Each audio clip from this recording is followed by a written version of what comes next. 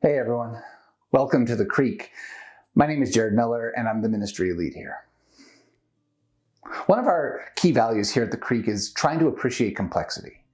You've probably heard it said at some point that nature abhors a straight line, that when my team and I chose to call this ministry The Creek, we did it because of everything that name evokes. A creek isn't defined by its efficiency. It winds and it takes its time to get where it's going in accordance really with the very qualities that make water exactly what it is.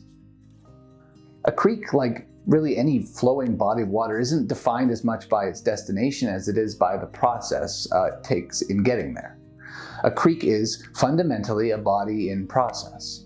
Yeah, now, in beginning to imagine this ministry with my team, I knew that I wanted the same complexity to pervade everything that we would do. It was the poet Walt Whitman who famously asked once, "Do I contradict myself? Very well, then I contradict myself. I am large, I contain multitudes." So it was with us. We are large, we contain multitudes, and we want this ministry to, as a matter of course, start from a place of complexity. Now, at first glance, that might seem weird for a ministry.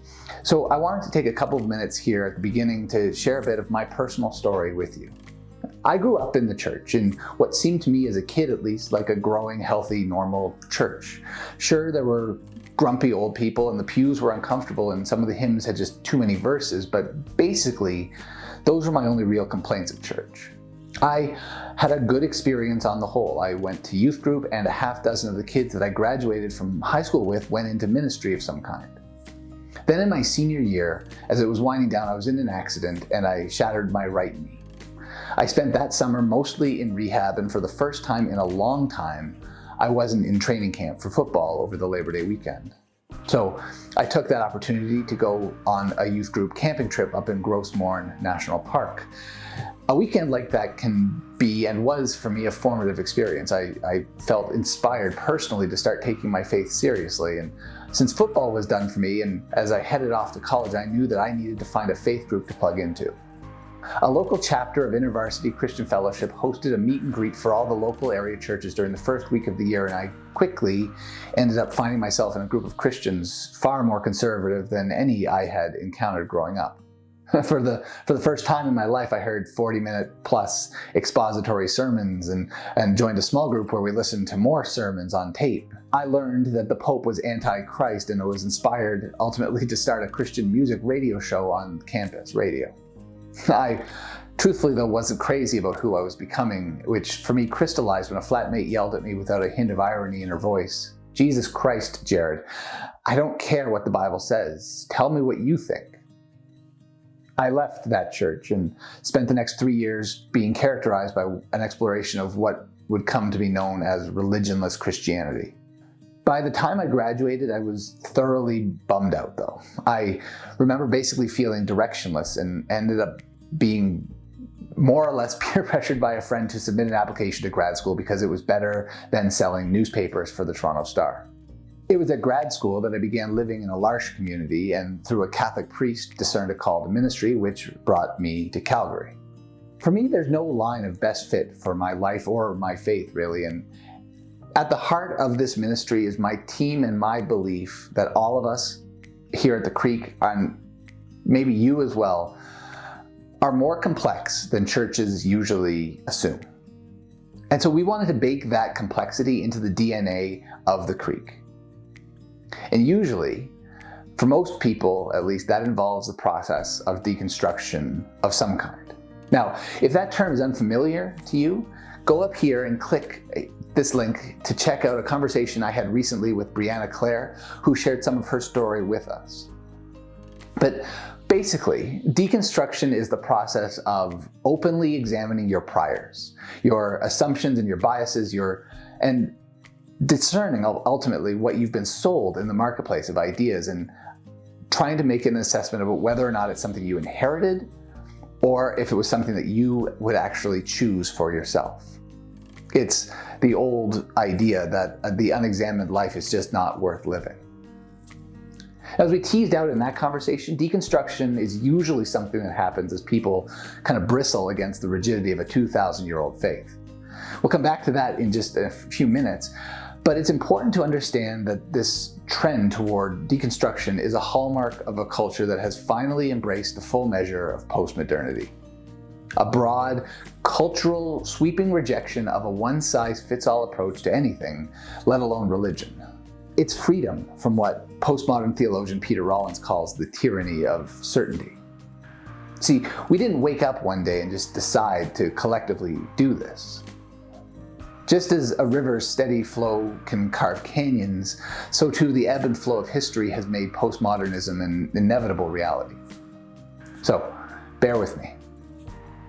As the more violent aspects of the Protestant Reformation settled into cultural patterns across much of Western Europe, and coupled with the cataclysmic change that was the full revelation of the Columbian Exchange's scope, this meant that the entire universe looked different to the minds and to the thinkers of the late medieval period, and that the darkness of that time period gave rise to what's known as the Enlightenment. A characterization of the drive to develop what would later become known as a theory of everything.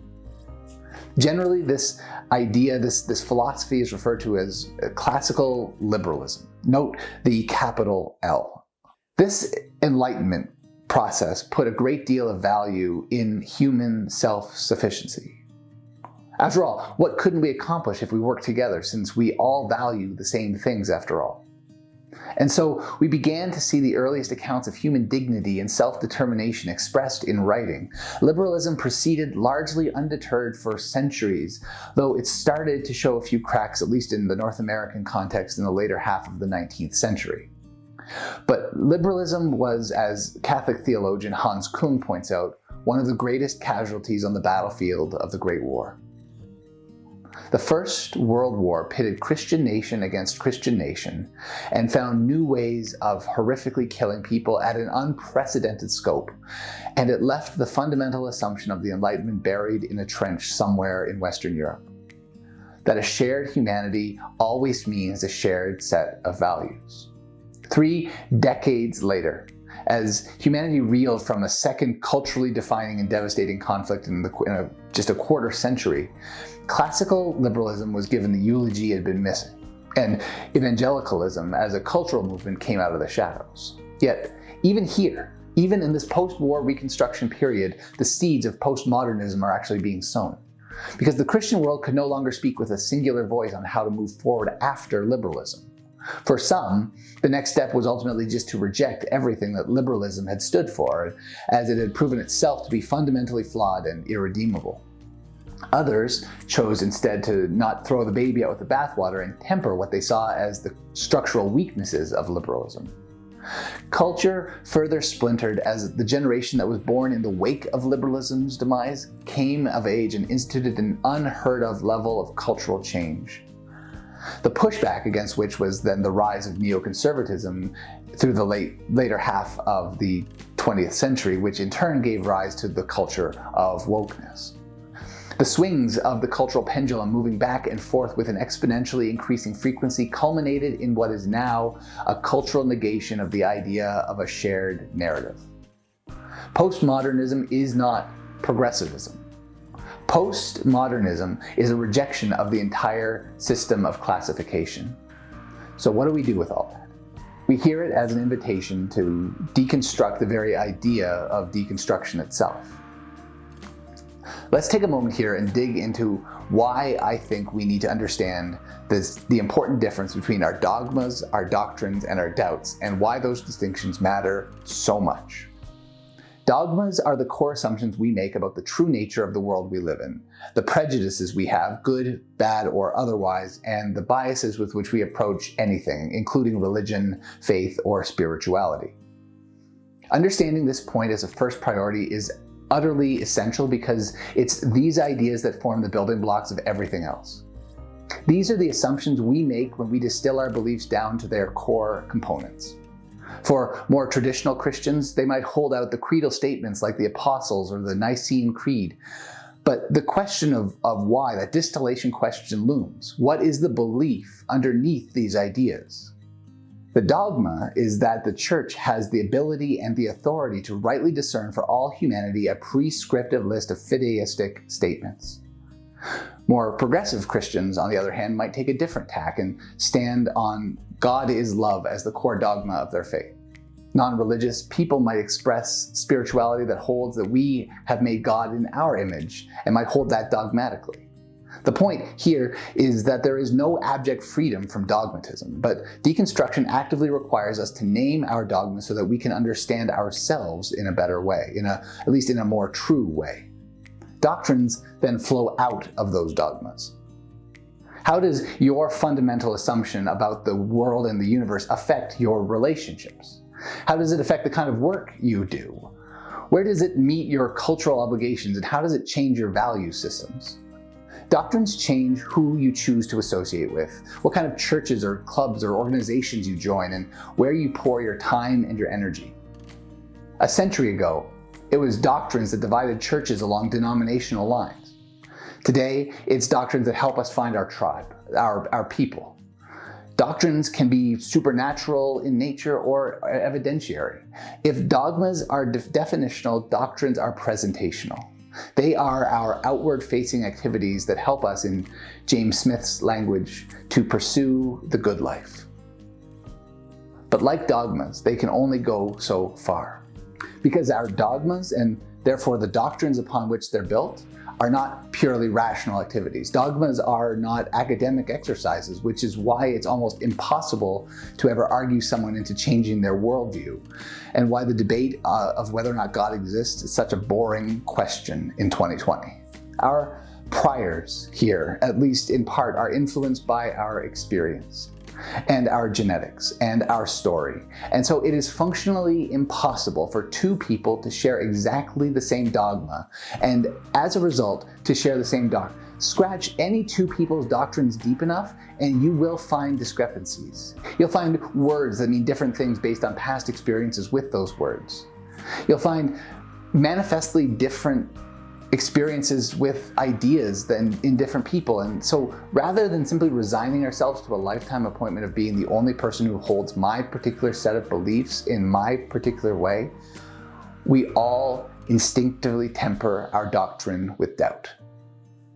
We all say some variation of the phrase to ourselves, "I'm not sure if that's the hill I want to die on." Because our brain is evolutionarily wired to be part of a pack. We are pack animals. We have monkey brains that have evolved to hunt and gather and scavenge in a pack. We were not built to flourish in a brave new postmodern reality. Doubt is the fundamental tool that builds humility and vulnerability that is necessary to keep us connected to other groups of humans and is utterly essential for human flourishing. Doubt is, in effect, the offloading of doctrines to the belief of a shared community and making them centrally responsible for human connection.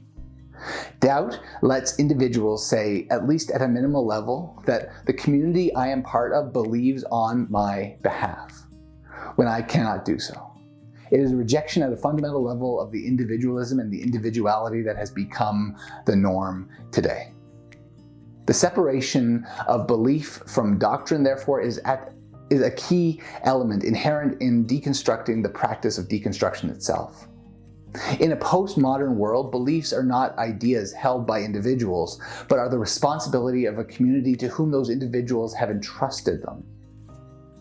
Now, this distinction gives freedom both to the communities to change beliefs based on the ebb and flow of constituent dogmas, but also gives license to individuals within those communities to associate or not based on the needs of that community. In other words, when we allow ourselves to doubt our doubts, we find ourselves part always of a community of belief that is always changing. See, there's a beauty in the brokenness of deconstruction that connects us ultimately to someone else. That's what we're all about here at the Creek. So what are you doubting right now? Let us know in the comments below, and as always, make sure you hit that subscribe button to stay connected with everything that's happening here at the Creek. For now, all the best, and we'll talk to you soon. Cheers.